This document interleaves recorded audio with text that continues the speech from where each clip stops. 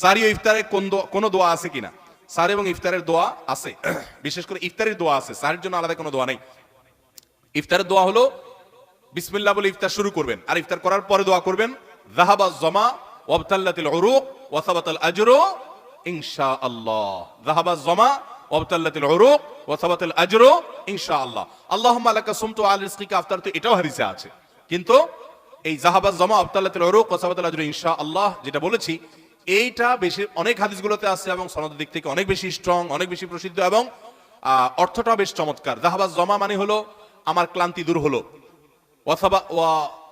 ওয়াবতাল্লাতিল উরুক মানে শিরাগুলো সব আর্দ্র হলো, যে পানি পান করেছি, ইফতার করেছি, এবং ওয়াসাবাতাল আজরু ইনশাআল্লাহ, আল্লাহর কাছে বিনিময় দাঁড়িয়ে গেছে ইনশাআল্লাহ। এটা ইফতার করার পরে বা কিছুটা খেয়ে তারপরে এটা পড়া সুন্নাত।